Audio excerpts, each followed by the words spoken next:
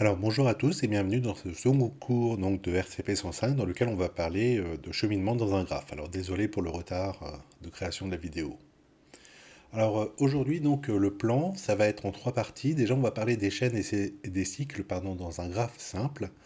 Puis après on va parler de la notion de connexité et de composante connexe dans un graphe simple. Et enfin les graphes simples eulériens. Alors chaque fois je vous dis simple parce que c'est seulement ces graphes là qu'on étudie pour l'instant. On verra après qu'il y en a d'autres. Les objectifs aujourd'hui, alors c'est bien sûr de voir les différentes notions, hein. Alors on va voir des théorèmes et en fait vous allez voir qu'on peut démontrer ces théorèmes via des algorithmes. C'est-à-dire il y a plusieurs types de démonstrations, hein. Je peux faire en mathématiques mais c'est pas très intéressant vu l'objectif du cours. Par contre on peut avoir des algorithmes qui résolvent ces problèmes et c'est cela qu'on va étudier. Et puis enfin, ça sera une autre partie mais ce sera à vous de le faire, mais c'est d'implémenter ces algorithmes en Python. Donc allons-y pour la première partie, donc chaîne dans un graphe simple. Alors, on va voir donc la notion de chaîne et de circuit. Un premier problème de décision, c'est-à-dire lorsque je vous donne une suite d'éléments, est-ce que c'est une chaîne ou pas du graphe. Donc décision, c'est parce que le problème se répond par oui ou par non. Donc il renvoie vrai ou faux, quoi. Puis après, on va voir que, bon, ça c'était toutes les chaînes, il y en a plein, d'accord, mais on va voir la notion de chaîne simple et de chaîne élémentaire, toujours dans un graphe simple pour moi, mais bref, ok. Et enfin, on va voir donc l'algorithme d'obtention d'une chaîne élémentaire, c'est-à-dire que quand je vous donne une chaîne admissible cette fois-ci, eh ben, comment est-ce que vous faites pour donner une chaîne élémentaire à partir de celle-ci. Bon, ça va se concrétiser. Donc, on revient avec le problème initial, vous savez, des ponts de Königsberg, pardon. Donc, initialement, c'était, donc, est-ce que je peux sortir de chez moi le dimanche? Alors, on ne sait pas où il habite, on va dire là. Emprunter les ponts une fois à une seule, chacun de tous les ponts, et puis de rentrer chez moi, d'accord? Ok, bon, là, j'en ai fait trop. D'accord, et donc la formulation moderne, c'est en partant d'un sommet quelconque, est-ce que je peux passer une fois à une seule par chacune des arêtes du graphe et revenir au sommet initial? Donc voilà la formulation moderne, et encore plus, hein, c'est-à-dire, on va voir que, dans quelques minutes, vous allez voir qu'on peut dire est-ce que le graphe est eulérien, tout simplement. Alors petite remarque, hein, ceci n'est pas un graphe simple puisqu'il a deux arêtes ici entre deux sommets, d'accord? Nous on n'a qu'une arête au mieux entre deux sommets. Alors qu'est-ce que c'est qu'une chaîne? Alors donc c'est un graphe et une chaîne, ça va être une séquence alternée de sommets et d'arêtes, donc de la forme un sommet, une arête, un sommet, une arête, un sommet, une arête, etc. Donc ça débute par un sommet, ça se termine par un sommet. Et en fait, les arêtes à chaque fois, bah, ça doit être, donc E1, ça doit être l'arête x0, x1, E2, ça doit être x1, x2, et ainsi de suite. Donc vous voyez que EI, ça doit être xi-1, xi. Alors il y a K-1 arrête EI, c'est, vous savez, hein, quand vous plantez des arbres, c'est le nombre d'intervalles entre les arbres qu'il y a. Donc si vous plantez K arbres, ça ici sont les sommets, il y a K-1 intervalles entre ces arbres. Voilà, et on appelle longueur de la chaîne C, donc celle-ci, eh ben, le nombre d'arêtes contenues dans la séquence, par exemple, hein. Voilà, alors quelques remarques. On dit que c'est une chaîne entre x0 et xk ou xk et x0. Pourquoi? Parce que donc la notion de chaîne, pour l'instant, on fait du non orienté, d'accord? Le graphe est non orienté, etc. Et donc dans la formulation française, on va essayer d'utiliser le mot entre. Alors on est obligé de mettre un premier sommet et un deuxième sommet, mais au moins entre machin et truc, c'est moins orienté que un chemin qui va du point A au point B, d'accord? Où là, il y a une notion de prédécesseur, A étant prédécesseur de B. Bon, voilà, donc on dit plutôt chaîne entre deux sommets, d'accord? Pour essayer de dire que, voilà, ouais, ça relie les deux sommets, mais il n'y en a pas un de particulier. On dit que x0 et xk sont les extrémités de la chaîne C. Et enfin, quand il n'y a pas d'ambiguïté possible, on peut se contenter d'écrire que C, bah, c'est la suite des sommets, on oublie les arêtes. Ça, quand il n'y a pas d'ambiguïté possible, bah, c'est pour nous, justement, c'est pour le graphe simple. Alors je vais vous montrer pourquoi.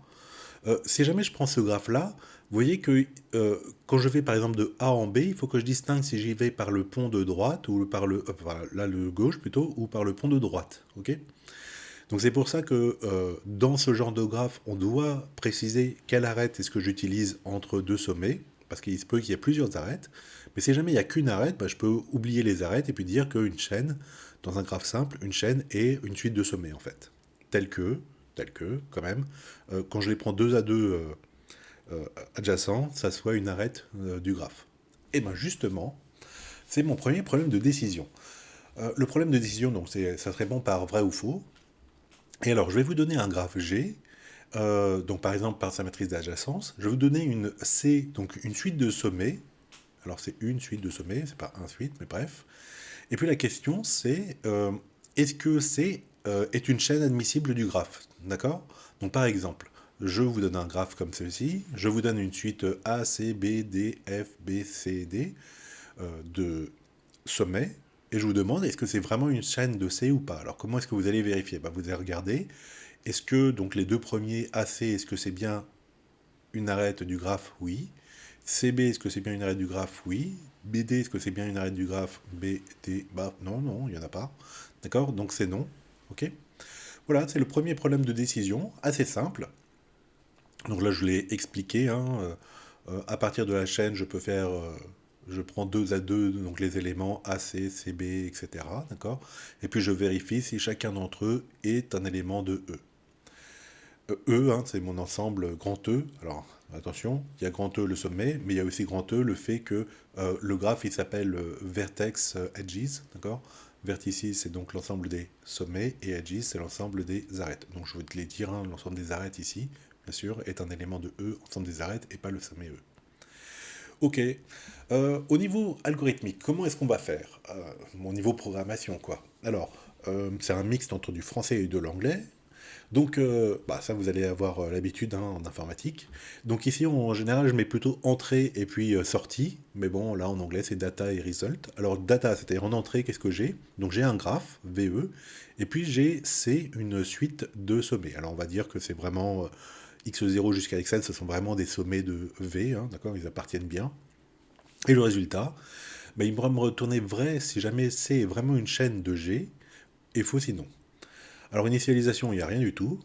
Et alors, par exemple, je vais faire une boucle for, hein, donc simplement pour k allant de 0 jusqu'à la longueur de c-1, donc ici n-1, d'accord?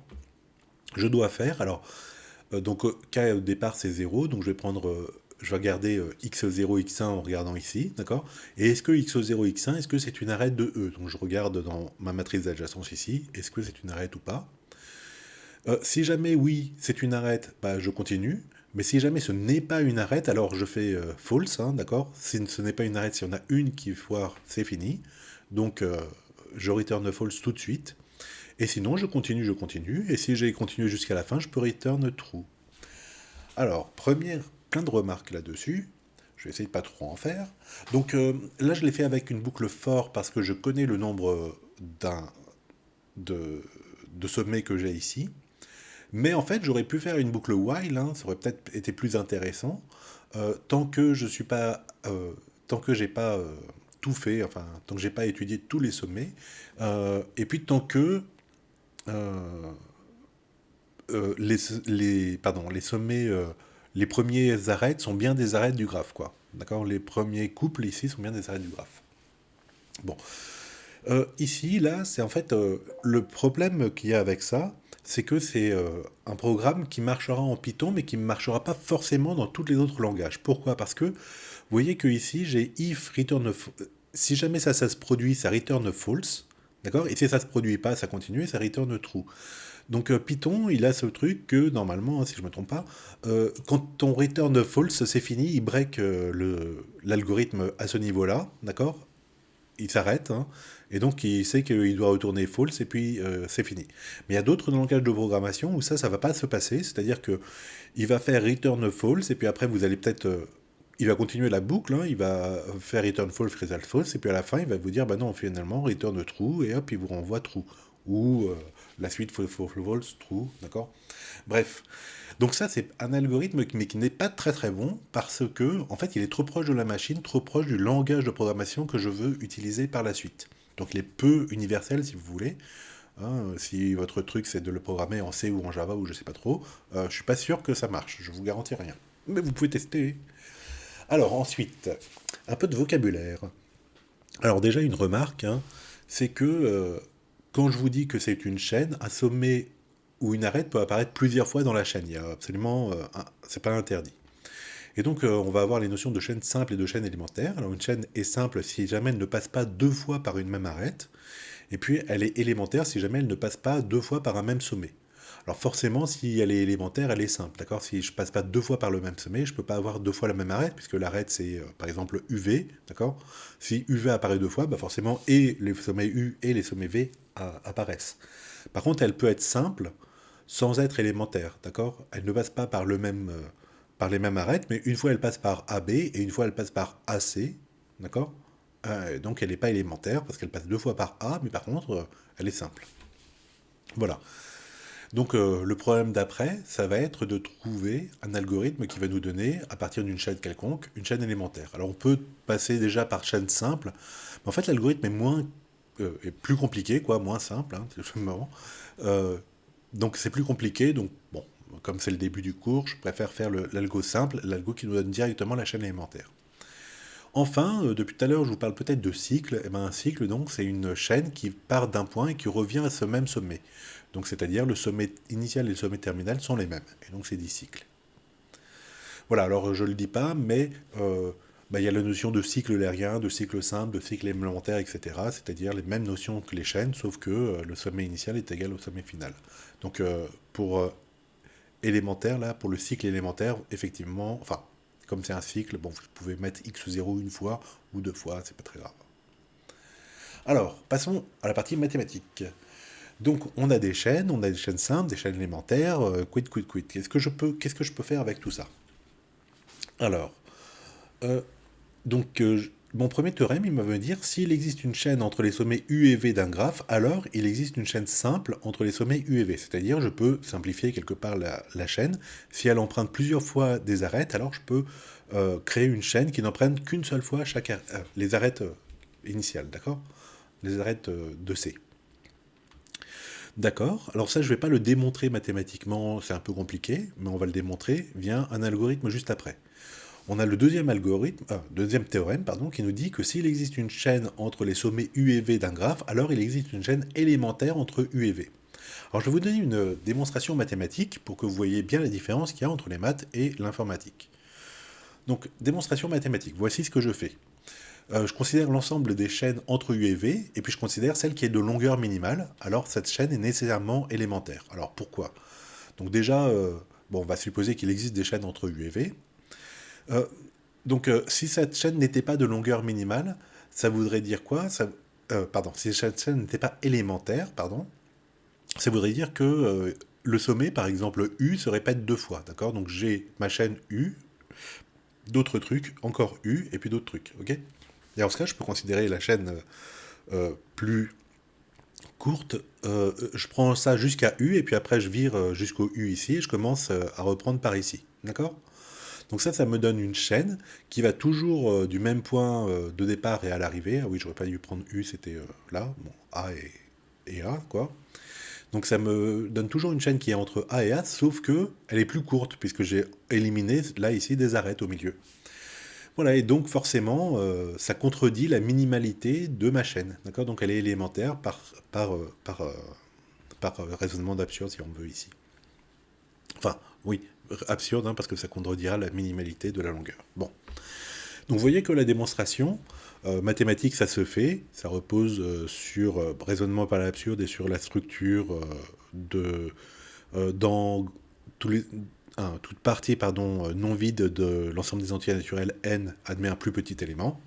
Techniquement, c'est ça.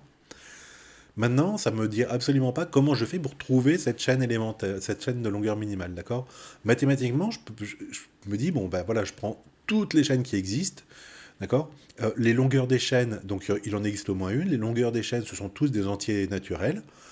Comme il y en a au moins un, c'est un ensemble non vide de n. Donc il admet un plus petit élément dans n. Et puis voilà, je considère cette chaîne-là et forcément elle est élémentaire. Mais informatiquement parlant, je vais surtout pas faire ça. C'est-à-dire je vais pas demander à mon ordinateur de me lister toutes les chaînes qui existent entre U et V, et puis après de prendre celle qui est de longueur minimale. C'est vraiment très très mauvais, quoi. Donc qu'est-ce qu'on va faire? On va faire euh, donc l'algorithme d'obtention d'une chaîne élémentaire. Donc je prends une chaîne. Ça ci est vraiment une chaîne. Donc on va y aller A, C, E, B, C, F, E, C, D. D'accord? Donc c'est vraiment une chaîne entre A et D. Vous avez vu qu'elle vérifie, elle est admissible, quoi. Comment est-ce que je fais pour la rendre élémentaire? Alors, je vais partir donc du premier sommet de la chaîne, A ici, et je vais voir, et je cherche s'il se répète dans la chaîne, d'accord? Donc je regarde toute la chaîne, est-ce qu'il se répète? Non dans ce cas-là, donc sinon, je passe au sommet suivant, d'accord? Donc C, techniquement.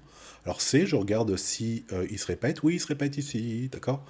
Donc on va considérer la dernière apparition du sommet C, et puis on va supprimer tout ce qui est entre les deux, d'accord? Donc je regarde C, je vois qu'il se répète une fois, deux fois, donc en fait je regarde, vaut mieux que je fasse regarder en prenant la fin, quoi, ça ira plus vite, d'accord? Et donc je chuinte, si vous voulez, je vire tout ce qu'il y a entre le C ici et le C ici, et même je fais disparaître celui-là, d'accord? Et donc ça va me donner la chaîne élémentaire ACD, d'accord?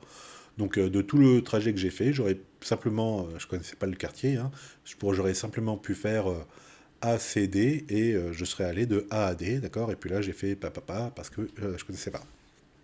Ok, d'accord? Donc euh, ça c'est l'algorithme expliqué assez bien en français, j'espère.